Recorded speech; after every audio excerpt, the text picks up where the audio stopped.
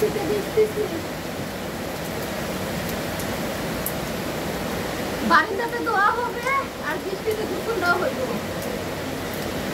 ভালো লাগতেছে কিন্তু। এই যে আর এই যে গোলাপ ফুল,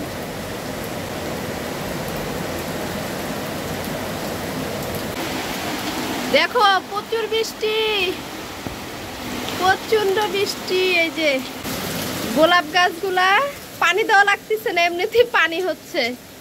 এই যে গোলাপ ফুল ছোটটা ফুটছে, দেখো কি অবস্থা।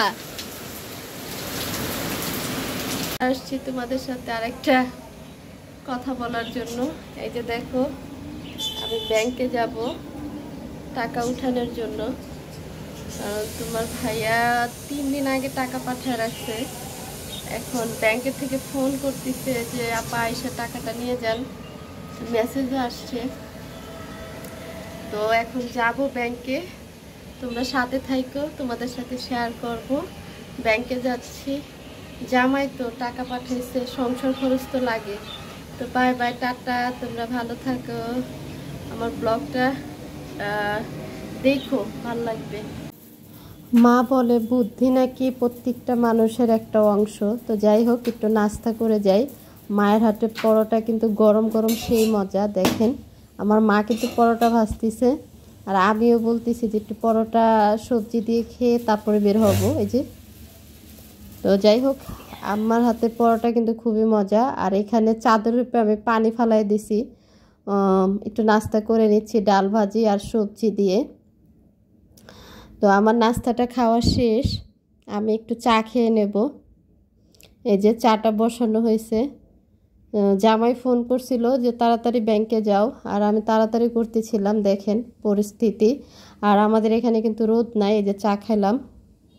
আর এই যে দেখেন আমি ব্যাংক থেকে ঘুরে আসছি। ব্যাংকের ভিতরে কোনো ভিডিও করা যায় না, এই জন্য আমি দেখাইতে পারি নাই, সরি। এই যে আমার জামাই প্রবাস থেকে টাকা পাঠাইছে। দেখেন এখানে 30,000 টাকা, বেশি না। সংসার খরচ পাঠান সে, কারণ প্রত্যেকটা প্রবাসীর বউই কিন্তু হাজব্যান্ডের উপরে ভরসা করে, হাজব্যান্ড সংসারের প্রতি কিন্তু কেয়ারফুল থাকে। বেশি কিছু কেনাকাটা করি নাই, শুধু একটা 3 পিস নিচ্ছি। ব্যাংকের থেকে টাকা উঠাইছি, এই যে একটা 3 পিস নিচ্ছি, আর একটা এই যে স্প্রে নিচ্ছি, একটা কম দামি লোশন নিচ্ছি আপাতত, আর একটা শ্যাম্পু নিচ্ছি এই যে, আর একটা ক্রিম নিচ্ছি এই যে মুখের একটা ক্রিম, আর একটা লিপস্টিক। আর কিছুই নেওয়া হয় নাই, এই আর কি। মার্কেট করতে পারতাম কিন্তু করি নাই, কারণ সংসারের বিষয়টা তো বুঝতে হবে, তাই না? প্রবাস থেকে টাকা দিলেই কি খরচ করতে হবে বলেন? এই আর কি, বেশি কিছু কেনাকাটা করি না। একদিন ঠিকই বেশি করে কেনাকাটা করব। তো ব্যাংকের থেকে এসে কিন্তু আমি ব্যস্ত হয়ে গেলাম, কারণ আমার কাজগুলো তো আর কেউ করে দিবে না, যেটা যেখানে রেখে যায় ওখানেই থাকে। মাকে বলে দিছি তুমি কোনোটা করো না, আমি ঘরে সব কাজ করে দেব, তারপরও তুমি একটু শান্তিতে থাকো, আরামে থাকো। শরীর ব্যথা, হাত ব্যথা, পা ব্যথা এগুলো বইলো না। তো যাই হোক, বাইরে কিন্তু প্রচণ্ড বৃষ্টি, আপনারা কিন্তু দেখেছেন। তারপরেও কিন্তু আমার কিছু কাপড় জমছে, সেটাই কিন্তু আমি ধুয়ে নিতেছি ওয়াশিং মেশিনে, কারণ চিন্তা করলাম যে অনেক বাতাস শুকায় যাবে, তো এই জন্য আর কি।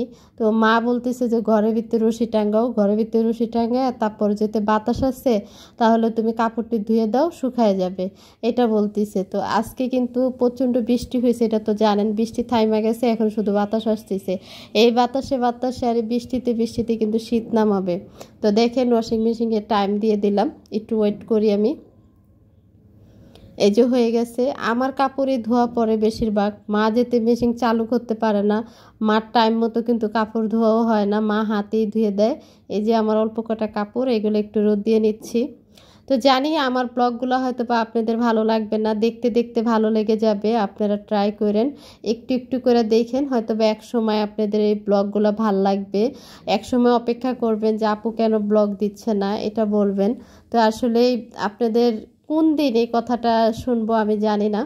তো এই তো চা দিয়ে মুড়ি খাওয়ার জন্য নিয়ে আসা হয়েছে। এই যে একটু চা দিয়ে মুড়ি খাবার, একটু নুডলস রান্না করব, যেতে বিকেল হয়ে গেছে। তো আজকে রান্নার আমাদের কোনো ঠিক ঠিকানা ছিল না, যেতে অনেক দেরি হয়ে গেছে। আর এখানে একটু মুরগি কাইটা নিতেছি, এখন মুরগি ভুনা করব আর একটু শুটকি ভর্তা করব, আর কিছুই করব না, যেটা আমাদের বাসায় মানুষ কম এই জন্য। আর এই আর কি, তো আমি মুরগিটা কাইটা নিতেছি ছোট ছোট করে। দেখেন একটু ছোট করে কাটলে হয় কি ময় মশলা ঢুকে এটার ভিতরে, এই জন্য আমরা একটু ছোট ছোট করে কাইটা নিই। তো একটা মুরগি নিছি, আর এখন মুরগি খাওয়াও খুব কঠিন, 200 টাকা কেজি, জানি না কোথায় কত করে। আর এই যে মুরগিটা ধুয়ে নিছি দেখেন। তো এই তো আর একটু শুটকি ভর্তা করে নিচ্ছি এই যে।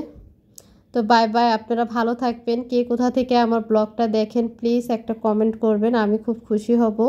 আর শুধু কমেন্ট করে চলে যাবেন না, এটা আপনাদের কাছে রিকোয়েস্ট থাকলো, কমেন্ট করে চলে যাবেন না প্লিজ।